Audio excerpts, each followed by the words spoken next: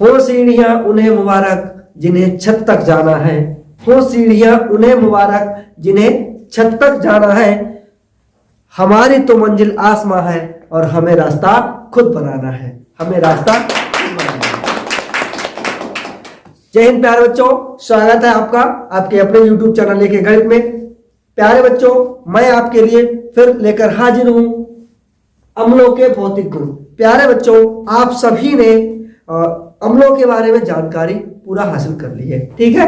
तो अम्ल क्या होते हैं, क्षार क्या होते हैं, आर्हीनियस के अनुसार बताइए, ब्रांस्टेड लॉरी के अनुसार बताइए, ये पूरा आप जान गए, ठीक है। अब इनका जो भौतिक गुण है, फिजिकल प्रॉपर्टीज क्या है, वो हम जानेंगे इस वीडियो में बच्चों, और हम जानेंगे केमिकल प्रॉपर्टीज ऑफ एसिड्स, ठीक है। तो अम्ल क्षार की भौतिक गुण, अम्ल क्षार के रासायनिक गुण हम यहाँ पे जानेंगे बच्चों। समझ गए ना पूरा आप? चलिए शुरू करते हैं। तो प्यारे बच्चों, आप में से यदि कोई चैनल पे नए आए हो तो प्लीज चैनल को सब्सक्राइब कर लो, बेल आइकन दबा दो, ताकि ऐसे ही पूरा वीडियो मेरे जो है आपको मिलते रहे अच्छे अच्छे कंटेंट के साथ, जो आपकी आवश्यकता है तो मैं आपको देता रहूं, ठीक है। चलिए बच्चों, देखिए फिजिकल प्रॉपर्टीज ऑफ एसिड। बच्चों, जो एसिड है, जो अम्ल है, उनके भौतिक गुण क्या है, ये आपसे परीक्षा में पूछा जाता है। तो अब भौतिक गुण क्या है, तो यहां पे मैंने आपके लिए ये नोट कर दिया है, आप दिख रहा है, आप सभी लोग इसे नोट कर लीजिएगा, मैं आपको बता भी देता हूं। देखिए, अम्ल प्रबल संक्षारक होते हैं, ठीक है। कैसे होते हैं? प्रबल संक्षारक पदार्थ होते हैं, जो प्रभाव से कपड़ा, इनका इतना प्रभाव है, इतना प्रभाव है, इनके प्रभाव से कपड़ा हो, चाहे त्वचा हो, कागज हो, आदि चीजें गल के नष्ट हो जाती है, ठीक है। ये उसको गला देते हैं, समझ में आ रहा ना? तो अम्ल जो होते हैं वो प्रबल संक्षारक होते हैं, और इनके प्रभाव से लकड़ी है, कपड़ा है, कागज है, त्वचा आदि क्या होता है बच्चों? गल जाता है, ठीक है, गल के नष्ट हो जाता है बच्चों। अम्लों का स्वाद आपको पता है, पढ़ भी चुके हैं आप, खट्टा होता है, जिन्हें चखकर नहीं देखना चाहिए, क्योंकि भाई ये जब त्वचा को नष्ट कर देते हैं तो आप समझ जाएंगे, ठीक है। तो इन्हें चखकर नहीं देखना चाहिए, ये जो है अम्ल को चखना नहीं चाहिए, और नहीं तो इनसे जो है आपका ये नष्ट ही कर देते हैं, तो कोई भी त्वचा हो, चाहे जीभ ही हो आपकी, चखेंगे तो दिक्कत होगी, ठीक है। तो अम्लों को कभी भी चखकर नहीं देखना चाहिए। अब जल में विलय होते हैं, जल में घोलने पर ऊष्मा देते हैं बच्चों, क्या करते हैं? धुआं निकलता है, इनमें ऊष्मा निकलती है, ठीक है, जल में डालने से। जैसे आपने देखा होगा जो तवा होता है गरम गरम, ठीक है, उसको पानी में डाला जाए तो पूरा धुआं निकलता है ऊपर, ठीक है। ऐसे ही अम्लों को डालने से इसमें से ऊष्मा उत्सर्जित होती है, निकलती है। और पहचान, यदि आपको पहचान करनी है ये अम्ल प्रबल है या दुर्बल अम्ल है, तो बच्चों उसको जल में डाल के देखेंगे, ठीक है। तो ज्यादा ऊष्मा देगा तो प्रबल अम्ल है, और जो कम देगा वो कैसा है? दुर्बल अम्ल है आपका। समझ में आ गया पूरा? ठीक है, ये रहा। अगला है आपका अम्ल नीले लिटमस को लाल कर देते हैं। बच्चों, लिटमस क्या होता है? लिटमस ये होता है प्राकृतिक सूचक होता है। जैसे हल्दी होती है ना, हल्दी, तो हल्दी का कपड़ा पे दाग पड़ जाता है, आप जाते हो शादियों में, पूरा पीछे से कोई लगा के चला जाता है, तो जब उसे धुला जाता है, आपका शर्ट या जो भी होता है वो सफेद होता है, तो उसे रगड़ते हो तो वहां पे उसका कलर बदल जाता है। उसके बाद जब साबुन से रगड़ने पे होता है ऐसा, तो ये इसी के कारण होता है, ठीक है। तो अम्ल क्या करते हैं बच्चों? अम्ल नीले लिटमस को लाल कर देते हैं। यही उनकी फिजिकल प्रॉपर्टीज है बच्चों। अगर आपसे पूछा जाता है अम्ल के भौतिक गुण क्या है, बताइए, आप लिख देंगे आपका, ठीक है। ये इतना ही लिखना है आपको, बहुत ज्यादा नहीं करना है। आपका जो 2 नंबर का प्रश्न है तो 2 आपको पूरे मिलेंगे। आपको ये पूछा जाता है अम्ल क्या है ना, अम्ल क्या है, ऐसा पूछा जाएगा। अम्ल क्या है? आर्हीनियस के अनुसार बताइए, ब्रांस्टेड लॉरी के अनुसार बताइए, ठीक है। और उसमें पूछ लिया जाएगा अम्लों के भौतिक गुण बताइए, तो ये आपका 3 नंबर 4 नंबर का प्रश्न बन जाता है, ठीक है। तो ऐसे प्रश्न आपको आते हैं, ठीक है। और या जैसे इसमें से 1 नंबर का प्रश्न आपका बन जाएगा, क्या बन जाएगा? अम्ल को चखकर क्यों नहीं देखना चाहिए, बन जाएगा ना, अम्ल को क्यों नहीं चखना चाहिए। तो भाई ये स्वाद में खट्टे तो होते ही हैं, लेकिन ये प्रबल संक्षारक होते हैं। कैसे होते हैं? प्रबल संक्षारक होते हैं, जिससे ये गला के नष्ट कर देते हैं चीजों को। त्वचा भी, तो इसे चखोगे तो ठीक है दिक्कत आ जाएगी आपको, समझ ना, तो जल जाएगी आपकी जीभ, ठीक है। ये इस तरीके से अम्ल जल में विलय होते हैं अथवा नहीं, ये क्वेश्चन आपका बनता है ना। तो आप बता सकते हो जल में विलय होते हैं बच्चों, ठीक है। तो इस तरीके से ऑब्जेक्टिव टाइप के क्वेश्चन बच्चों, देखिए मैं आपको बता दूं, OMR शीट जो आपकी भरी जाने वाली है ना, उसमें जो 20 प्रश्न आएंगे वो इन्हीं के थ्रू आएंगे, मतलब अम्लों से ही नहीं, इसी टाइप के क्वेश्चन इन्हीं से निकाले जाएंगे वो, ठीक है। 1-2 क्वेश्चन इनसे निकाला जाएगा, तो पूरा जो आपका सिलेबस है उसी से प्रश्न इन्हीं में से निकाले जाएंगे, ताकि आपको 20 प्रश्न ऐसे दिए जा सके जो ऑब्जेक्टिव टाइप के होते हैं, ठीक है। तो उनको पता करने के लिए उनको अलग से नहीं पढ़ना है आपको, ये चीजें पढ़िएगा, इन्हीं से वो प्रश्न आएंगे आपके, सही है ना, इन्हीं से प्रश्न आएंगे। तो कायदे से पढ़िए, ईमानदारी से पढ़िएगा, ठीक है। तो समझ गए आप, इसे नोट कर लीजिए। तो आपके जो अम्ल है के रासायनिक गुण, अम्लों के रासायनिक गुण, सही है, समझ में आया ना पूरा। तो रासायनिक गुण आप देखेंगे क्या है बच्चों, देखिएगा भाई, तनु अम्ल जो है धातुओं के साथ क्रिया करके हाइड्रोजन गैस मुक्त करते हैं, ये ध्यान रखिएगा, ठीक है। लेकिन सारी धातुओं के साथ क्रिया इनकी अभिक्रिया नहीं हो पाती है, अभिक्रिया उसी के साथ होती है जिनसे जो हाइड्रोजन है, हाइड्रोजन से ज्यादा क्रियाशील तत्व है, उसके साथ इसकी अभिक्रिया हो पाती है बच्चों, ठीक है। क्योंकि ये क्या करते हैं, हाइड्रोजन को निकालते हैं, हाइड्रोजन वहां से विस्थापित हो जाती है, ठीक है। तो जब हाइड्रोजन, अब कम क्रियाशील तत्व जो है, हाइड्रोजन से कम क्रियाशील तत्व जैसे CO है, कॉपर है आपका, और तो इनसे क्या होगा आपका, ये जो है Hg है, तो इनसे क्या होगा आपका, हाइड्रोजन नहीं वहां से अपनी जगह से हटेगी, ठीक है। तो इसके लिए आपको ये समझना पड़ेगा, ठीक है। सारी धातुओं के साथ में, यहाँ पे धातुएं लिखा है, इसका मतलब आप सभी के साथ करा सकते हो, जो कम क्रियाशील धातु है उनके साथ में। तो ये प्रश्न आपका ये भी बनता है, क्या होता है जब, ऐसा प्रश्न आता है, क्या होता है जब तनु अम्ल, मान लीजिए तनु अम्ल जिंक के साथ अभिक्रिया करती है, ठीक है। तनु अम्ल जो है उसकी अभिक्रिया जिंक के साथ कराई जाए या Fe के साथ कराई जाए, तो आप लिखोगे जिंक के साथ अभिक्रिया करने पर, तनुओं की जिंक के साथ अभिक्रिया कराने पर, तनु अम्लों की जिंक के साथ अभिक्रिया कराने पर हाइड्रोजन मुक्त होती है, ठीक है। लिख लोगे आप। चलिए Zn की यहां पे अभिक्रिया कराते हैं H2SO4, ठीक है। तो आपका क्या बनता है बच्चों, Zn आपका बन जाएगा ZnSO4 और प्लस H2, हाइड्रोजन गैस यहाँ पे मुक्त होती है, दिख रहा है आपको। देखिए भाई, जो जिंक है आपकी, क्या है ये, जिंक है, क्या है आपका, ये आपका जिंक है, ठीक है। ये आपका क्या है, ये सल्फ्यूरिक अम्ल है, सल्फ्यूरिक, तो सल्फ्यूरिक अम्ल है, ठीक है। इसकी अभिक्रिया अगर कराई जाती है, जिंक की अभिक्रिया तनु अम्ल के साथ कराई जाती है, तो क्या इधर बनता है आपका, हाइड्रोजन गैस यहाँ पे आपकी मुक्त हो जाती है, और इधर जिंक सल्फेट बन जाता है। क्या होता है, जिंक सल्फेट, क्या बनता है, ये हाइड्रोजन आपकी निकल जाती है, ठीक है। आ रहा है समझ में, तो ये आप समझ गए होंगे पूरा, ठीक है। क्या होगा भाई, जिंक के साथ या किसी धातु के साथ जो हाइड्रोजन से अधिक क्रियाशील है, ये ध्यान रखना आप, ठीक है, इसको ध्यान रखना, बाकी कोई दिक्कत नहीं है, ऐसा ही होगा, ठीक है। तो धातु सल्फेट यहाँ पे, ठीक है, जिंक सल्फेट यहाँ पे बन जाता है आपका, ये आप पूरा समझ गए होंगे, ठीक है, यहां तक समझ गए।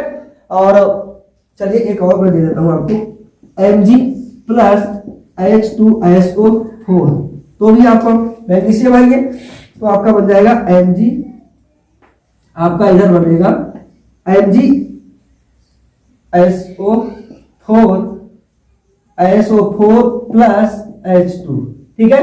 क्या बनेगा, Mg, तो मैग्नीशियम, इधर सल्फ्यूरिक अम्ल है आपका, तो मैग्नीशियम, ये आपका बन जाएगा मैग्नीशियम सल्फेट, ठीक है, बनेगा मैग्नीशियम सल्फेट, और ये आपका हाइड्रोजन इलाज से मुक्त हो जाएगी, ठीक है। या इसी तरीके से आप Fe के साथ करा सकते हैं, ठीक है, इसके साथ करा सकते हैं Fe के साथ, ठीक है, Fe के साथ आप करा सकते हैं। तो बच्चों ये पूरा आप समझ गए होंगे, ठीक है।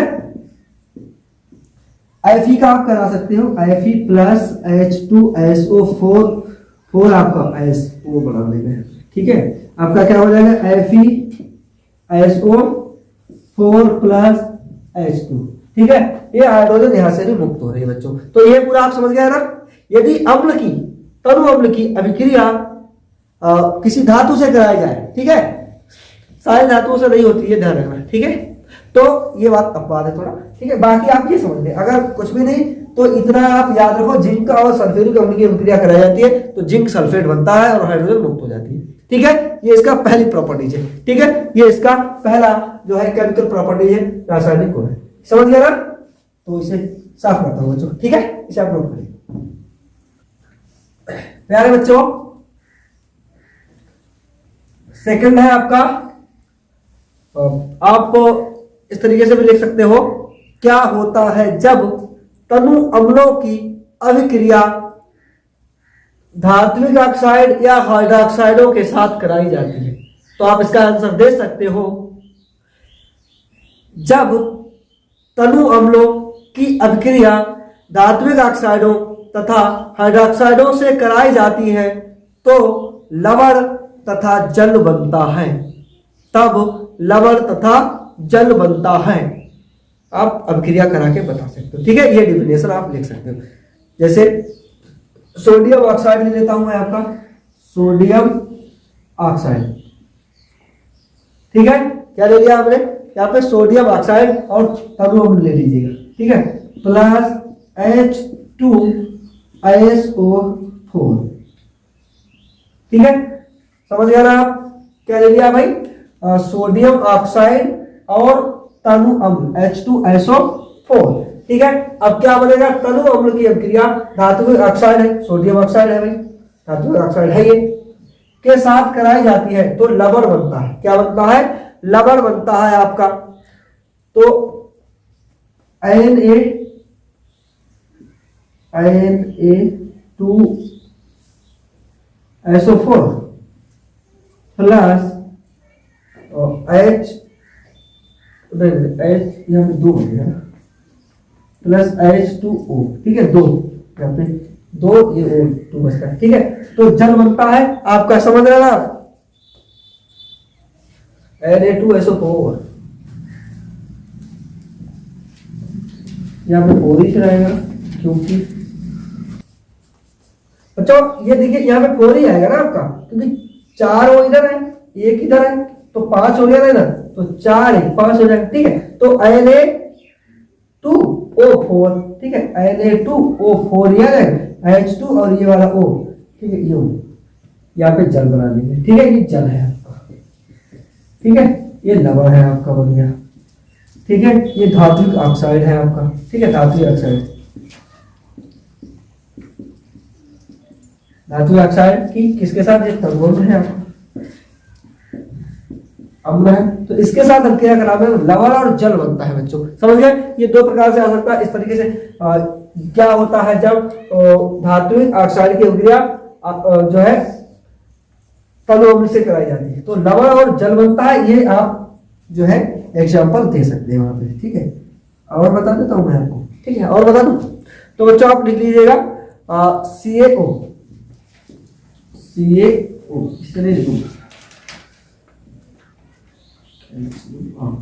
प्लस H2SO4, ठीक है।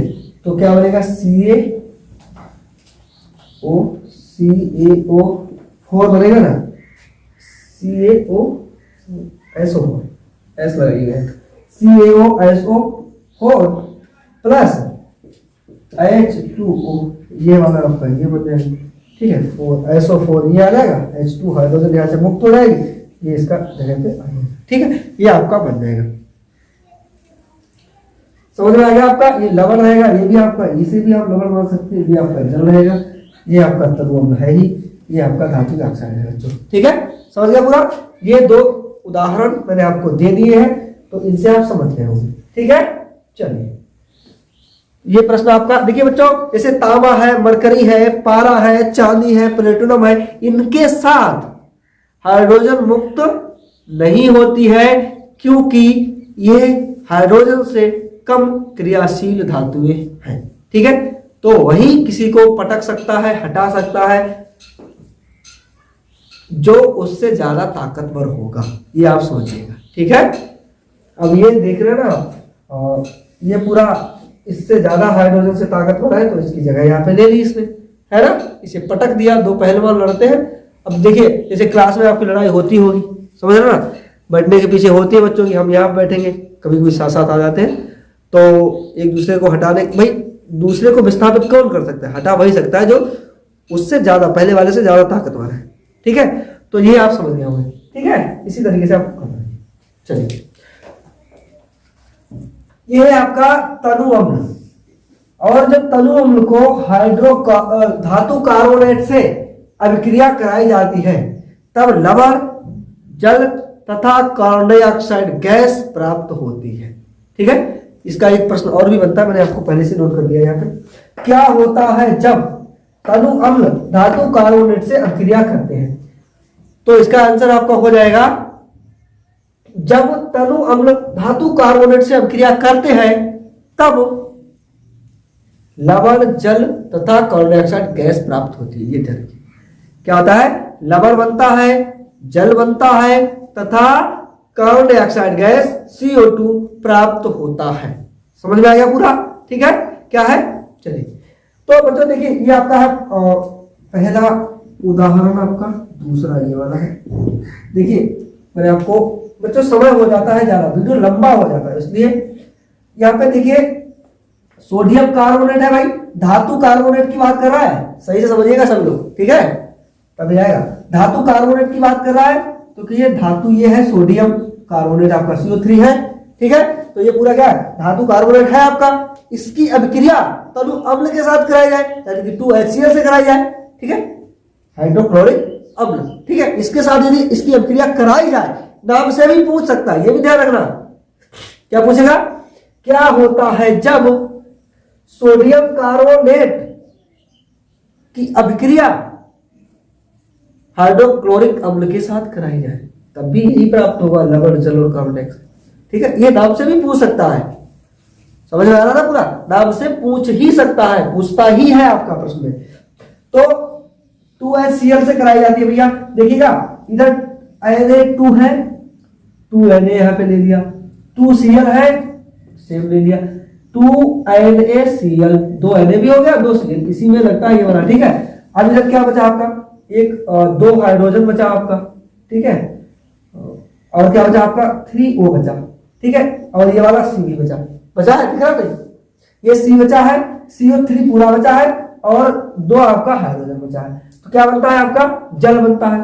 तो H2, एक क्या है आपका O, यहाँ पे शिफ्ट हो गया। ठीक है, समझ आ रहा पूरा, CO2 यहाँ पे बचा है क्योंकि एक O इसमें शामिल हो गया है, तो CO2 बचा आपका, प्लस CO2, यानी कि ये गैस है, कार्बन डाइऑक्साइड है, ये आपका H2O जल है बच्चों, ये आपका सोडियम क्लोराइड यानी कि ये लवण। ठीक है, पूरा समझ में आ गया। इसी तरीके से मतलब जो है आपकी अभिक्रिया होती है तो ये चीजें इसमें बनती है। ठीक है, इस तरीके से। ऐसा दूसरा है कैल्शियम कार्बोनेट है आपका, यहां पे लिख देता हूं, कैल्शियम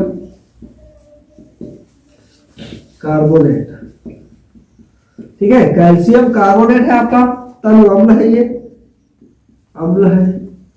तो ये आपका क्या बनता है भाई, इधर CaCl2 कैल्शियम क्लोराइड बनता है। क्या होता है, कैल्शियम क्लोराइड, यानी कि ये आपका लवण बनता है बच्चों, ये आपका लवण बनता है। यहाँ पे ये आपका H2O जल बनता है, और ये आपका गैस बनती है। ठीक है, अब गैस बनती है मतलब पेट में नहीं बनती है, ये ध्यान रखना। ठीक है, फिर आप समझ लो, सर ने तो कह दिया गैस बनती है, मुझे नहीं बनती है भाई। ठीक है, ये एसिडिटी नहीं है, समझिएगा। ठीक है, ये आप पूरा समझ गए होंगे बच्चों। ठीक है, इस तरीके के ही प्रश्न आपसे आपकी बोर्ड परीक्षा में पूछे जाते हैं बच्चों। ठीक है, देखिए बिना त्याग के कुछ होता नहीं है बच्चों, मनुष्य को त्याग तो करना पड़ता है, कुछ चीजें पाने के लिए आपको चीजों का त्याग करना पड़ेगा। जैसे अब आप पूछेंगे क्या करें सर, तो आपको रात में नींद का त्याग करना पड़ेगा। अभी आपको सोना नहीं है, ये ध्यान रखिएगा, है ना। आप लोग हंस रहे हैं लेकिन ऐसा नहीं है, आपको नींद का तो त्याग करना ही पड़ेगा। और कुछ बिना कुछ छोड़े, भाई देखिए कुछ तो छोड़ना पड़ता है। जैसे पढ़ने के लिए आपको घर छोड़ना पड़ता है, बाहर जाना पड़ता है। जब आप हाई स्कूल इंटर हो जाओगे तो बाहर जाओगे, है ना। तो कुछ पाने के लिए, है ना, कुछ जो है पाने के लिए कुछ तो बिना कुछ छोड़े मिल ही नहीं सकता। कोई चीज अगर आपको पानी है तो कोई चीज आपको छोड़नी भी पड़ेगी। जैसे गांव के मित्र आपके छूट जाते हैं, माँ बाप आपके छूट जाते हैं बच्चों, है ना। तभी तो आप जाके बाहर पढ़ पाते हो, तभी आप IAS PCS, ठीक है, और बन पाते हो, अपने सपनों को पूरा कर पाते हो। अपने सपनों को पूरा करना है तो कुछ चीजों को आपको छोड़ना पड़ेगा। आपके गांव के मित्र छूट जाते हैं, आपके माँ बाप घर पे होते हैं, आप बाहर चले जाते हैं, तो माँ बाप का प्यार यहाँ वो फोन से रहता है, उनका प्यार तो उतना ही रहता है, लेकिन फिर भी आपका यहाँ पे आप रह नहीं पाते हो, ठीक है, समझ रहे हो। तो इस तरीके से आपको देखिए कुछ अगर करना है तो कुछ छोड़ना तो पड़ेगा।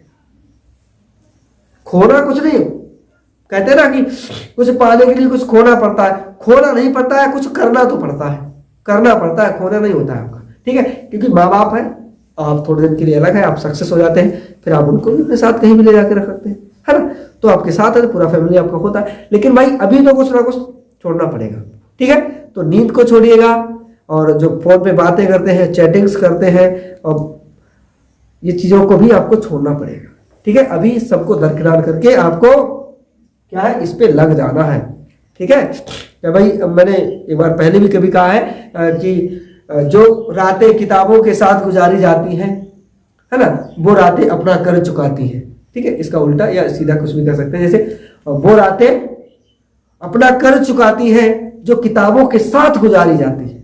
तो किताबों के साथ अगर आपकी रात बीतती है तो बहुत अच्छी बात है, वरना आपकी अगर कहीं और बीतती है रात तो फिर दिक्कत है भाई, ठीक है। ये आपको ध्यान रखना है। चलिए नोट करिए बच्चों, अभी आपने जो अम्ल है उनके भौतिक और रासायनिक गुण देखे, ठीक है, पूरा समझ में आ गया होगा। अब आप देखिएगा क्षारों के भौतिक गुण, फिजिकल प्रॉपर्टीज ऑफ बेसिस, ठीक है। जो बेसिस होते हैं उनके जो फिजिकल प्रॉपर्टीज हैं वो आप देखिएगा। देखिए ये भी प्रबल अम्लों की भांति जो है प्रबल संचारक होते हैं, ठीक है। जैसे अम्ल संचारक होते हैं तो ये भी बच्चों संचारक होते हैं, ठीक है। इनको भी हमें जैसे त्वचा है, कागज है आदि चीजों पे ये गिरने से उसे नष्ट कर देते हैं, ठीक है, इन्हें भी, ठीक है। तो ये भी है भाई, इनका स्वाद तीखा होता है, ये और तीखा के साथ साथ ये जलन भी उत्पन्न करता है, ठीक है।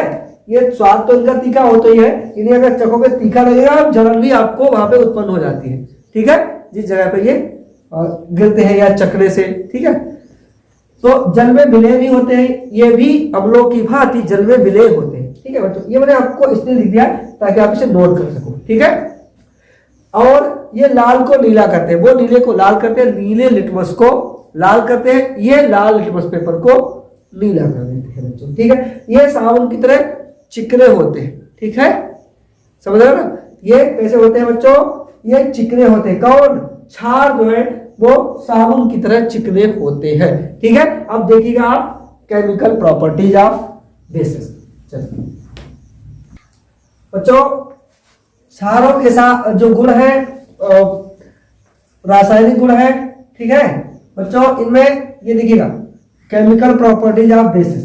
तो बेसिस जो होते हैं कुछ धातुओं के साथ अभिक्रिया करके हाइड्रोजन गैस मुक्त करती है, ठीक है। कुछ धातुएं जो होती है, आपसे पूछा जाएगा क्या होता है जब, ठीक है, एल्यूमिनियम क्षार के साथ अभिक्रिया कराई जाए। तो यहाँ पे बच्चों आप लिख दोगे कि क्षार के साथ अभिक्रिया कराने पर, ठीक है, किसकी, क्षार के साथ एल्यूमिनियम की अभिक्रिया कराने पर हाइड्रोजन गैस मुक्त होती है, ठीक है। या जिंक या टिन यानी कि एसन आदि, ये पूरा लिखा हुआ है आपका, ठीक है।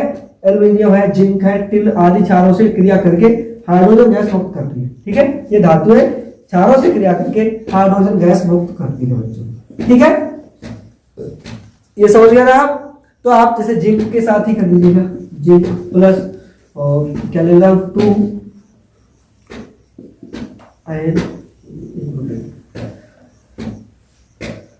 और जिंक ले लेता हूं ना, तो जिंक का आप करा देगा 2NaOH के साथ, ठीक है। तो आपको यहाँ पे हाइड्रोजन गैस बन जाएगी, मुक्त हो जाएगी, ठीक है। तो भाई क्या है 2NaNaOH 2Zn, ठीक है, Na2Zn आपका बनेगा, ठीक देख रहा ना, एन ये एन है आपका, ठीक है, तो Na2 और ZnO2 बनेगा ना, ठीक है, दो O है, ठीक है, प्लस यहाँ पे H जो है ये निकलेगा, ठीक है, हाइड्रोजन गैस यहाँ पे आपकी निकल जाएगी बच्चों, ठीक है। इस तरीके से ऐसे एल्यूमिनियम का करेंगे आप या एसएन का करेंगे, ठीक है, तो आप इस को लिखिएगा, नोट कर लीजिएगा, ठीक है, इस तरीके से ही आप इसका आंसर दे सकते हैं बच्चों, ठीक है, हो गया आपका। चलिए बच्चों आपका है भाई रासायनिक गुण, उसमें सेकंड मैंने आपके लिए लिया है, क्षार जो है कुछ धातुओं से क्रिया करके लवण और जल बनाते हैं, क्या करते हैं, लवण और जल H2O बनाते हैं, समझिएगा। देखिए मैंने यहाँ पे लिख लिया है, वीडियो लंबा हो रहा है बच्चों, तो मैंने सोचा यहाँ पे जो आपका एग्जांपल्स है पहले से ही नोट करूं, ठीक है, समझ आने लगता है, समझिएगा। देखिए जिंक ऑक्साइड, ठीक है, क्या धातु ऑक्साइड के साथ, ठीक है, क्या करते हैं ये कुछ क्षार धातुओं के साथ, देखिए जिंक ऑक्साइड है आपके, तो इसके साथ अब क्रिया करके कास्टिक सोडा है आपका, क्षार है, ठीक है, तो सोडियम जिंकेट बनाता है, क्या बनाता है, सोडियम जिंकेट। कैसे बनाता है, थोड़ा अभिक्रिया करना भी इधर से सीखिए। देखिए